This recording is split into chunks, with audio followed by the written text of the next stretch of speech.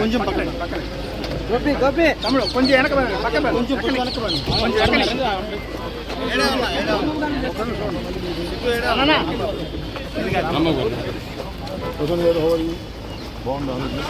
నువ్వు మీరు ఎందుకు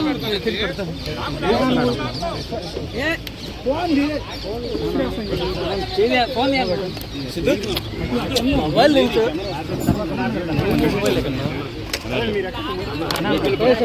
గోపి సార్ గోపి పెట్టు పెట్టు.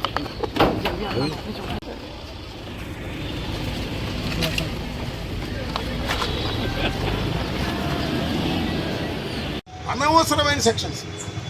ఇంకొక విషయం చెప్పనా, ప్రేమ్ కుమార్ మన వైఎస్ఆర్ కాంగ్రెస్ పార్టీకి చెందినటువంటి వ్యక్తి. ఈ మధ్యన పీపీపీ మోడల్లో చంద్రబాబు నాయుడు గారు ప్రైవేట్ రోడ్లకు కూడా కాంట్రాక్టులకు ఇచ్చేసి టోల్ గేట్ వసూలు చేయాలని ఒక పాలసీని తీసుకొచ్చారు. దాని మీద ఒక వీడియో చేశారు.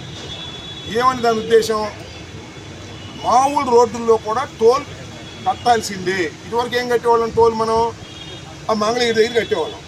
అట్లా కాదు, మన సత్తినపల్లి వెళ్ళినా కూడా టోల్ కట్టాలి అనేటువంటి ఒక కొత్త థియరీని తీసుకొచ్చాడు చంద్రబాబు నాయుడు గారు. అది ఇంప్లిమెంట్ చేయబోతున్నాడు. దీని మీద వ్యంగ్యంగా ఏం చేశాడు, మా ప్రేమ్ కుమారు నలుగురు కార్లు వేసుకొస్తే మా వాళ్ళే, అందరూ మా వాళ్ళే, కారు వేసుకొస్తే టోల్ కట్టాలి ఇక్కడ కట్టండి అని 10 రూపాయలు తీసుకున్నాడు. కట్టాడు. తీసుకుని ఈ రకంగా ఉంటుందని ఒక చిన్న డ్రామా, ఒక ఎపిసోడ్ చేసి వాట్సాప్లో పెట్టాడు. టోల్ గేట్ 10 రూపాయలు కట్టాలని మా వాడి దగ్గర మేము తీసుకున్నందుకు ఎక్స్ట్రాషన్ అంట, దోపిడీ అంట.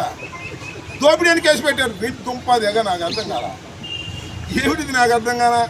డొక్క చింపేస్తాం అనగా డొక్క చింపేసిన కేసు పెట్టేస్తారా, కొట్టేస్తాం అని కేసు పెట్టేస్తారా, అర్థం ఉండాలి కదా. నాకు అర్థం కాదా. పిచ్చా మీకేమన్నా, ఆ రెడ్ బుక్ ఆయనకేమో రాజకీయాలు పిచ్చి, మీకేం పిచ్చి పోలీసులకి అంటున్నా. ఎక్స్ట్రాషన్ ఏంటంటే దాని మీద కేసు మీద 10 రూపాయలు తీసుకుంటే ఎక్స్ట్రాషన్ అని పెట్టారు. ఇప్పుడు 111 అంటే ఒక ఆర్గనైజ్డ్ క్రైమ్ చేసేటటువంటి పెద్ద పెద్ద దుండగులకు పెట్టేటటువంటి 111 కేసుని అమాయకులైన పోసాని కృష్ణమూర్తి మీద లేకపోతే మా సోషల్ మీడియా వారి మీద అంటే 111 అంటే సీరియస్ సెక్షన్. బెయిల్ రాదు, బెయిల్ రాకుండా ఉండటం కోసం. మీకు తెలియదు కానీ డెడ్ బాడీలు దొరకట్లేదు, లేదా మటర్లు పెట్టేవాడు.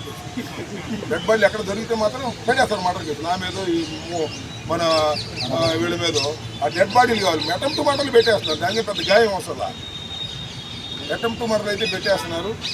ఇంకా డెడ్ బాడీ ఎక్కడైనా పొరపాటు దొరికిందా మర్డర్ కేసులు కూడా మా మీద పెట్టడానికి సిద్ధంగా ఉన్నారు. మేము ఎదుర్కోవడానికి కూడా సిద్ధంగా ఉన్నామని కూడా ఈ సందర్భంగా చెప్పదలుచుకున్నాను. పోసాని కృష్ణమురళి గారిని ఆయన ధర్మంగా మాట్లాడాడో అధర్మంగా మాట్లాడాడో న్యాయస్థానాలు తేల్తాయి. 24 రోజులు నిర్బంధించారు, 24 రోజులు మానసికంగా వేధించారు. దీనికి మూల్యం చెల్లించేది లోకేష్. గుర్తుపెట్టుకోమని మనం చేస్తున్నాం.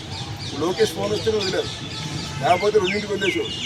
లోకేష్ ఆత్మహత్య, అందువల్ల ఇప్పుడు దాకా అడ్డు పెట్టారు. కాదు మధ్యాహ్నం వదిలేసాడు. మొత్తం అన్ని షూరిటీ బాండ్స్ అన్నీ వెళ్ళిపోయింది. లోకేష్ కనుసన్నల్లోనే జరుగుతున్నది ఇదంతా కూడా.